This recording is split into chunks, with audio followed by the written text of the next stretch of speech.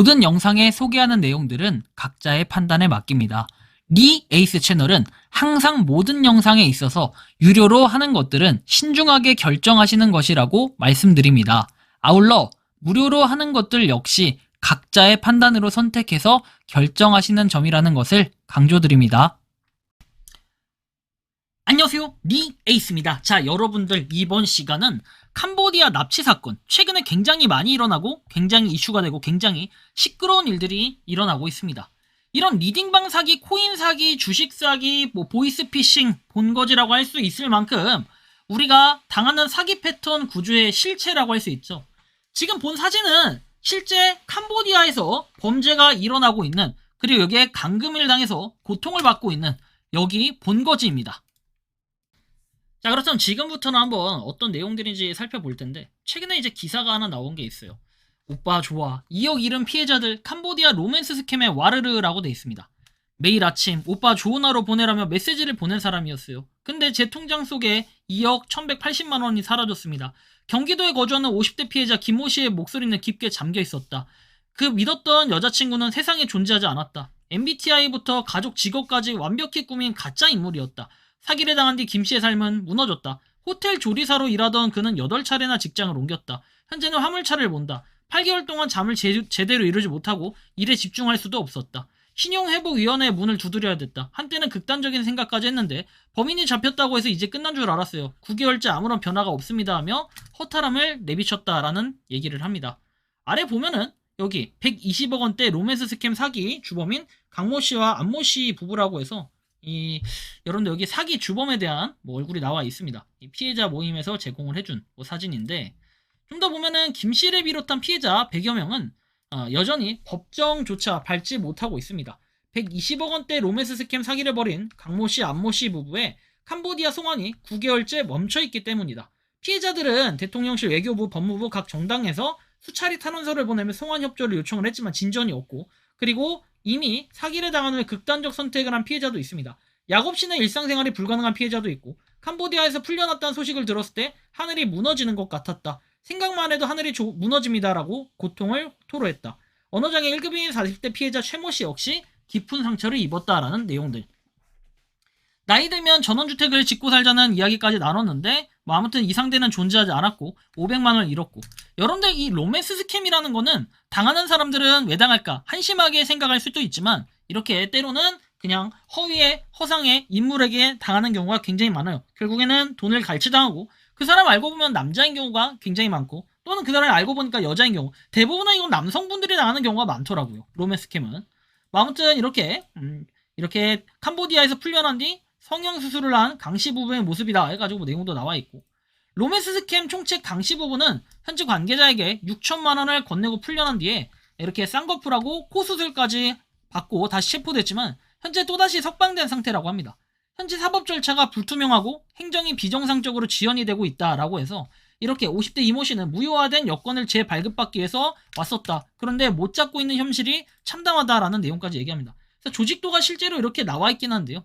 송환이 늦을수록 피해금 환수는 점점 어려워지고 있다라고 해가지고 결국에는 돈을 세탁하는 과정이 장난 아니다, 이런 것도 볼 수 있겠습니다. 그리고 경찰은 주범인 이들 부부 외에 공범 36명을 잡아서 구속 송치를 했다라고 하지만, 실제로 구속 송치를 하면 뭐합니까? 피해자들은 돈을 받을 수 없는 그런 사실인 거. 반대로 얘기하면은 그분들도 결국에 돈을 준 것은 정말 내가 좋아서 준 경우도 있겠지만, 결국에 이 돈을 줬던 거는 여러분들이 크게 이득을 챙기기 위해서 이렇게 준 경우가 많지 않을까, 저 개인적으로는 좀 이렇게 생각을 합니다. 그런데 예전부터 있던 사기인데 이게 왜 지금에 와서 이렇게 이슈가 될까 생각을 해보면, 사실 여러분들 요즘에도 전화가 비일비재하게 올 겁니다. 리딩방이라든지 아니면은 여러분들 무슨 비상장 코인을 갖다 사기해준다든지 다양한 형태로 올 거예요. 그렇다면은 그런 것들은 어디서 볼 수 있냐? 제가 이 영상을 일일이 보여드리지 않겠지만 무려 조회수 229만 회가 나왔던 KBS 다큐에 이게 말이 돼? 중국인의 한국 청년들이 납치되고 있다라는 이 영상이 있어요. 이 48분짜리 영상을 보면 여러분들이 좀 많은 도움이 되실 거예요.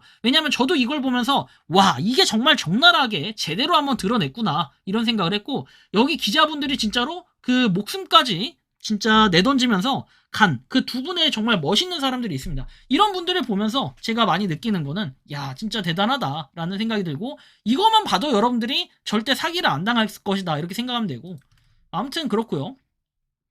적반하장 따로 없네. 한국 탓하는 캄보디아. 국민교육 잘 시켜라. 뭐 이딴 식으로 말도 합니다. 물론 이건 기자분들이 헤드라인 좀 제목 이렇게 자극적으로 썼을 수도 있지만 어쨌든 이따위로 얘기한 뭐 캄보디아 사람들도 있을 거예요. 분명히. 캄보디아 인식이 그렇고 우리나라 사람들 이렇게 대하고 있고 온라인 범죄 속을 캄보디아, 미얀마 연간 피해 100조 원 규모라고 되어 있죠. 그래서 당국 방치, 치안, 공백의 급팽창이라고 되어 있습니다. 이렇게 보통 보면 문신 이렇게 많이들 합니다. 최근 발생한 한국인 대상 취업 사기의 납치 고문 사건으로 캄보디아를 비롯한 동남아 지역에서 벌어지는 온라인 사기 범죄의 심각성이라고 하는데 요약해서 저 영상을 말씀드리면 결국에는 취업을 한다. 그래서 고수익을 준다. 뭐 한 달에 1,000만 원씩 준다라고 얘기합니다. 근데 이걸 하는 이유는 뭐냐면 보이스피싱, 범죄 이런 거에 가담해라 이런 건데 또 여기에 순수하게 고수익이니까 하는 분들도 있겠지만 대부분은 보이스피싱이라 전 안 할래요 하는 순간 이미 여러분들은 여기에 잡혀가지고 두드러 맞거나 고문을 당하면서 끝까지 할 수밖에 없는 이런 구조를 만드는데 거기서 고문만 당하다 나오는 사람들도 있고 실제로 죽은 사람들도 있다라는 사실입니다. 국내에서는 상대적으로 덜 알려져 있지만 동남아에 근거지를 둔 온라인 사기범죄 조직은 수년 전부터 급격히 세를 부리며 국제적인 문제로 부각이 됩니다. 그래서 뭔가 저는 해외에서 뭔가 일을 한다라고 하면은 일단 이런 의심부터 하게 되는 참 무서워요. 세상이 무섭고 여기도 보면은 인신매매, 구타고문, 살인 등 온갖 범죄를 저지른다라고 내용이 나와 있죠. 이런 거 볼 때마다 느끼지만 온라인 사기 보이스피싱이라고 하면 여러분들 결국에 제가 말한 코인 그 뭐 주식 리딩방 얘기하는 거예요. 여기도 적어놨듯이 리딩방 사기, 코인 사기, 주식 사기, 보이스피싱 이렇게 돼 있습니다. 제가 말씀드려놨고 그리고 보면은 하노이에 납치됐다. 한국인 여성도 연락 뚝 있다는 수사 중이라고 해서 10월 14일에 나와 있죠. 강금 실종 사례가 계속해서 지속이 되고 있습니다. 보면은 베트남 하노이에서 납치가 돼 있다는 메시지를 남긴 것으로 전해졌는데 자발적 해외 도피 가능성도 함께 열어두고 수사를 진행 중이다.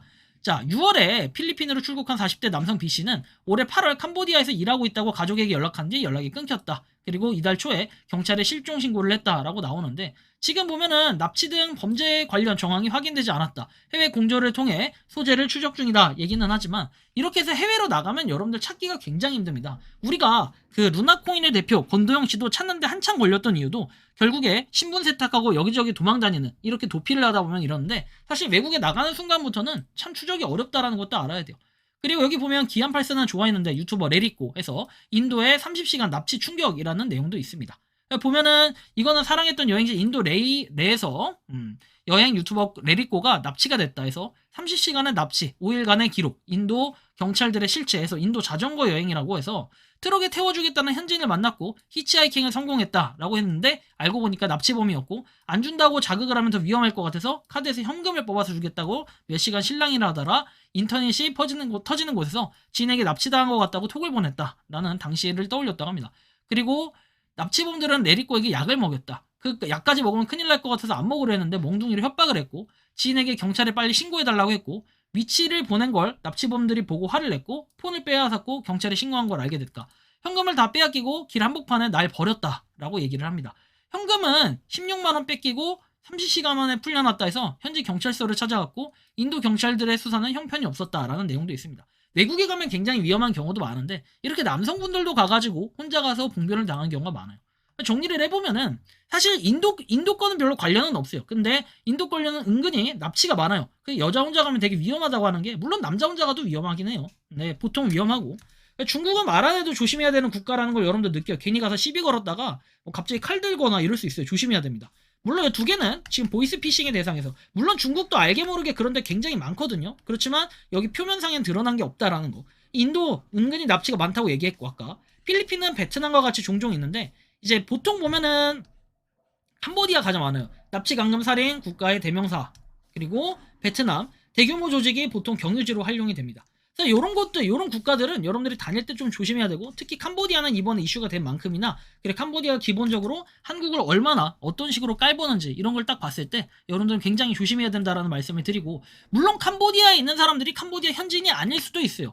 대부분 보면은 중국인이나 다른 국가에 있는 사람들이 뭐 조선족 이런 분들도 계시고 하니까 그런 분들의 협박으로 인해서 여러분들이 괜히 매장당하는 경우도 상당히 있을 수 있기 때문에 여러분들 혹시나 이런 국가들을 여행할 때는 특히 조심해야 되고 그리고 무슨 고수익으로 여러분들한테 돈을 준다. 여러분들 돈을 많이 주면 그만큼의 이유가 있다는 걸 반드시 기억을 하셔야 될 것 같다라는 말씀을 드리고 싶습니다. 요즘에 정말 사기가 많고 납치 강금 되게 심지어 이렇게 여러분들의 목숨까지 위험할 만큼 진짜 심각한 경우들이 많기 때문에 우리가 당하는 이런 사기 패턴 구조 실체에 대해서 좀 알아보고 여러분들이 각별히 앞으로는 조심하시길 바란다는 말씀을 드리며 이번 영상은 여기서 마치는 걸로 하겠습니다. 도움이 되셨다면 구독과 좋아요, 알림 설정 부탁드리겠습니다. 리 에이스였습니다. 감사합니다.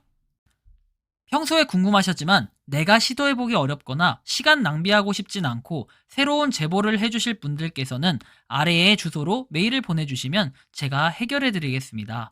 단톡방은 유튜브 검색창에 소통창구를 개설했습니다를 검색해주셔서 확인하시면 됩니다.